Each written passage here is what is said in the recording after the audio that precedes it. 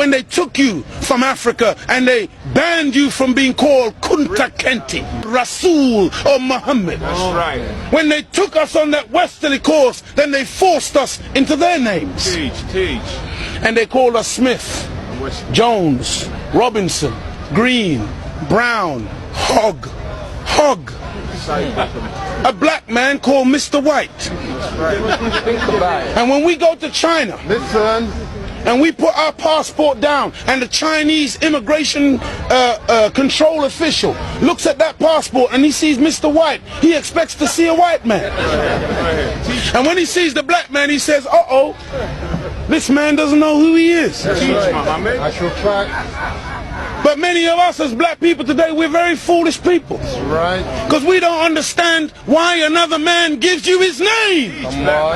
Because when he gives you his name, the giving of another's name denotes possession. It means he owns you. As long as you're walking in another man's name, he knows he owns you. You can talk as strong as you like. Yeah, I'm for black, yeah, Mrs. White. Yeah, they're laughing at you.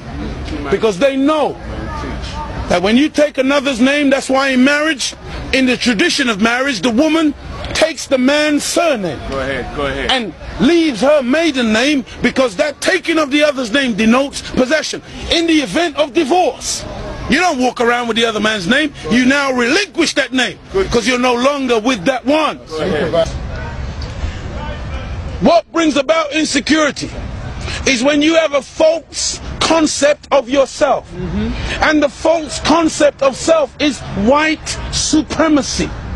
They believe that they are better because they are white. And as a result, see, when a man has that kind of silly mentality, Hitler had the silly mentality that the white man, the Aryan, is superior. So then at the Olympics, Jesse Owens kicks up all the Aryans. Hitler is outraged. He's angry. The white man pushing white supremacy. That's why they would cut off our penis when they would lynch us. Penis envy.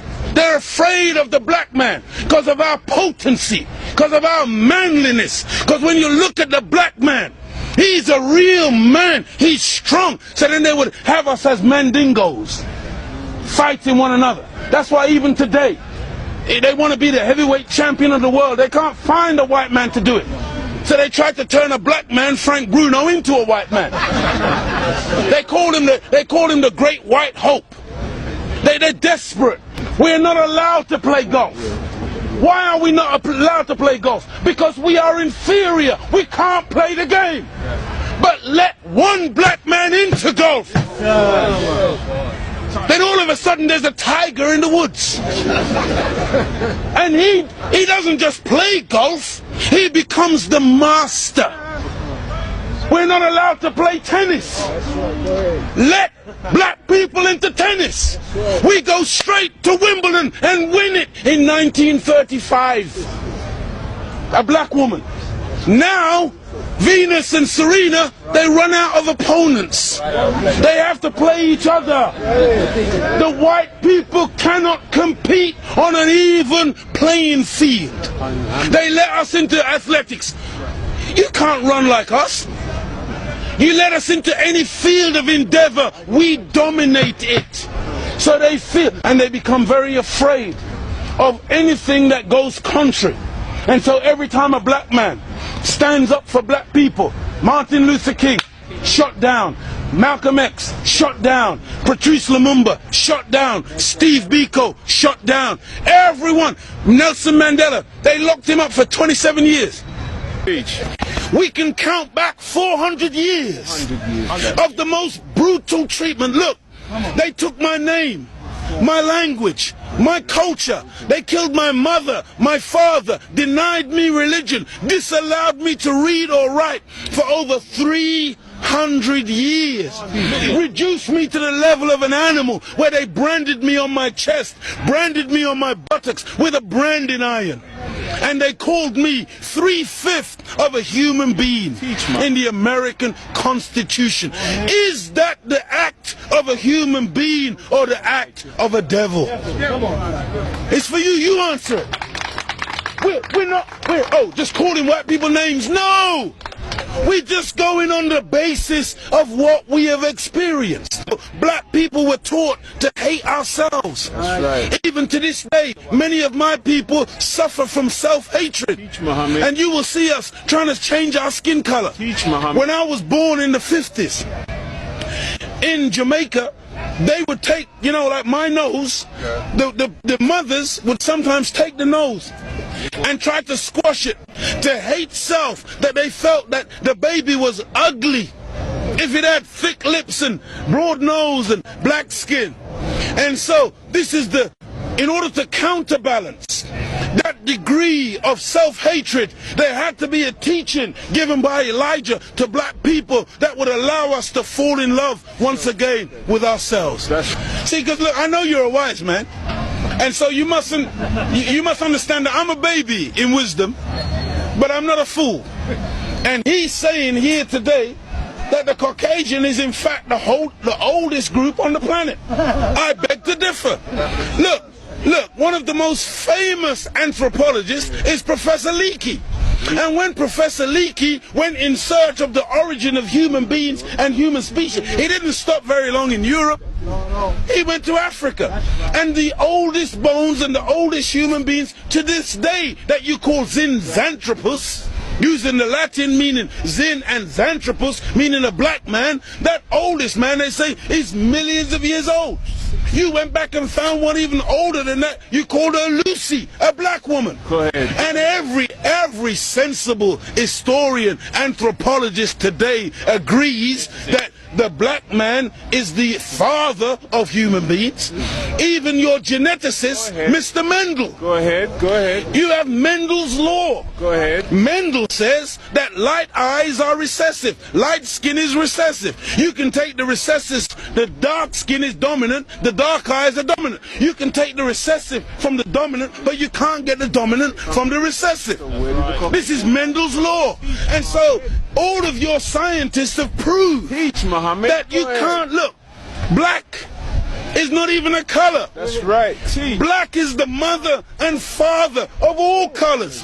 And if you want a baby, even if the woman is a white woman, the baby has to come out of the triple darkness of her womb.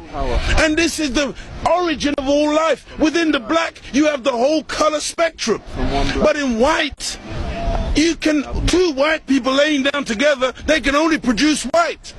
But two black people in darkest Africa can lay down together and produce albino with blonde hair and blue eyes. That's right. Teach, Muhammad. This happens all the time. And so we need to really get these facts correct today and understand that as gray as your hair is, you are listening to your father today. Teach, Muhammad. This is daddy talking. Teach. And we mustn't turn. No, this is true. I'm not mocking. The white man, he came into what he called a new world. Teach, Muhammad. And so all of a sudden you started to name things. Teach, Muhammad. So that's why you called it America, based on, what was his name? Amerigo Vespucci, a Caucasian. Africa. That's why you called it Africa, based on the European explorer called Africanus. You went into America, you called it New York. That's right. Because it was new to you. New England. You called it New England. That's right. You called it New Zealand. You called it Newfoundland. Because it was new to you. But to us, we were already there. That's why we're called aboriginals. From ab, meaning abstracted from the Father. Muhammad. From God himself. Original, meaning the first. But you won't find Caucasian people calling themselves aboriginal anywhere on the planet. Because you're the new man, Paul Newman. From one blood came all human beings, but we produced you from us. Look at this. Even the word human, you've heard the term of a darker hue. Human, meaning a dark man. Human, a man of color. That's why the topsoil of the earth is called humus. It is the dark organic material that gives life to the earth. Whenever you take away the dark organic material or you denature it, you're left with white granulated sand. Desert. You want to see those of us who think that white something to glorify in. No, no, no. It's a psychological thing with white people where you want to find your place. And your scientists and your historians, they spend so much time asking the question, where do we come from? Because they are puzzled as to your origin. Look at the Chinese, look at the Asians, look at the black people. All of us got dark eyes. All of us got black hair. The only one on the planet who's got ginger hair, blonde hair, brown hair, grey hair, brunette. You are the one that's gone around the world making everything based on colour. You were the one who went into Australia. You were the one who went into South Africa. You were the one who went into Asia and classified people and things based on colour. So that's why this man, Yaqub, he wasn't a madman. He wasn't a mad scientist. He was a good scientist. And the Caucasian person is a person who is anti-nature. That's why when the sun comes out, I'm energized. Me and the sun, we got a relationship. I love the sun. I don't need no sunscreen. I don't get cancer from the sun. Me and the sun have got a good relationship. I love it and it loves me. But white people, you got to put sunblock on. You got to hide from the sun, because now you might get a little melanoma. Part of me on you, that means